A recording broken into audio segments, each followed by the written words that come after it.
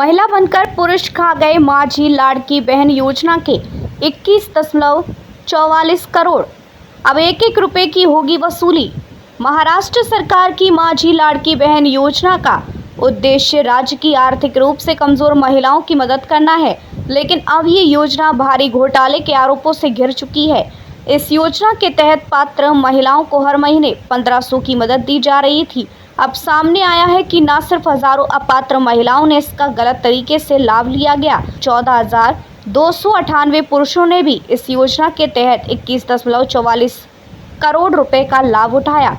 2024 में अगस्त महीने में शुरू की गई लाड़की बहन योजना का मकसद राज्य की जरूरतमंद, गरीब, विधवा, तलाकशुदा और श्रमिक वर्ग की महिलाओं को आर्थिक आधार देना था। योजना में आवेदन के लिए महिला होना, आय सीमा, उम्र और पारिवारिक स्थिति जैसी कई शर्तें रखी गई थी, लेकिन योजना के क्रियान्वयन के दौरान भारी लापरवाही और दस्तावेजों की जांच में गड़बड़ियों के चलते यह योजना अब सवालों के घेरे में है। 14,298 पुरुषों ने उठाया योजना का लाभ। 14,298 पुरुषों ने उठाया योजना का लाभ। सरकारी जांच की एक ऑडिट रिपोर्ट में खुलासा हुआ कि करीब 14,298 पुरुषों को माझी लाड़की बहन योजना के तहत हर 1500 रुपये की आर्थिक सहायता मिली। इन पुरुषों को अब तक कुल 21.44 करोड़ रुपए का भुगतान किया जा चुका है। हालांकि जैसे ही ये घोटाला सामने आया, सभी पुरुष लाभार्थियों की पेमेंट रोक दी गई।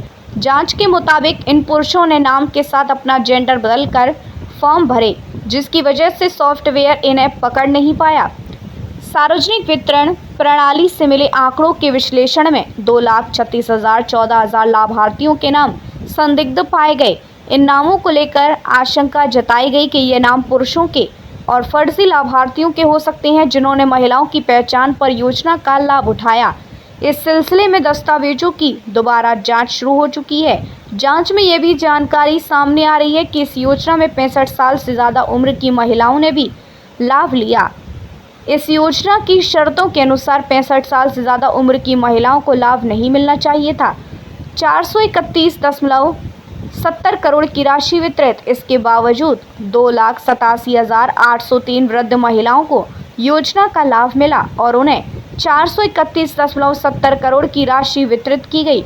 इसकी भी गहन जांच चल रही है। सरकार ने अब इन लाभार्थियों को योजना से बाहर करने का फैसला लिया है, जिससे सरकार को सालाना 518 करोड़ रुपए की बचत होने की उम्मीद है। नियमों के अनुसार एक परिवार से 2 महिलाएं ही इस योजना का लाभ ले सकती हैं, लेकिन 7,97,751 परिवारों में 2 से ज़्यादा महिलाओं ने योजना से लाभ लिया।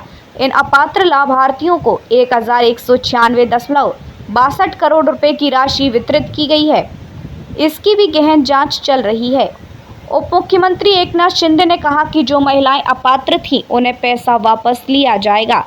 उनसे पैसा वापस लिया जाएगा, लेकिन जिन पुरुषों ने बहनों की योजना में घुसपैठ कर पैसे लिए हैं, उनके खिलाफ पुलिस केस दर्ज किया जाएगा। गलत करने वालों को सजा और पैसे की वसूली दोनों होनी चाहिए। राजस्व मंत्री चंद्रशेखर बावनकुले ने कहा कि इस घोटाले की गंभीरता को देखते हुए जांच जारी है और सभी दोषियों पर कार्रवाई की जाएगी। पैसे वसूल कर कानूनी कार्रवाई की जाएगी। उप मुख्यमंत्री अजित पवार ने कहा कि जिन पुरुषों ने योजना का दुरुपयोग किया है, उनसे पैसे वसूले जाएंगे और अगर जरूरत पड़ी तो कानूनी कार्रवाई भी की जाएगी। महिला एवं बाल विकास मंत्री अदिति तटकरे ने कहा कि अब तक करीब 23 लाख लाभार्थियों को अलग अलग कारणों से योजना से बाहर किया गया है।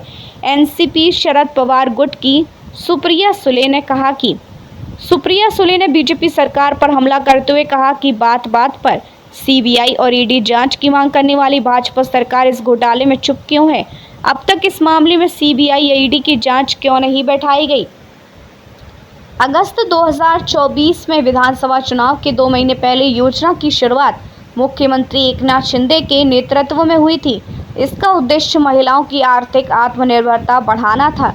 सरकार इस योजना पर सालाना 42,000 करोड़ रुपए खर्च कर रही है। विधानसभा चुनावों में महायुति को इसका बड़ा राजनीतिक लाभ मिला। माझी लाड़की बहन योजना में सामने आया कि यह घोटाला राज्य की योजनाओं की पारदर्शिता पर बड़ा सवाल खड़ा करता है।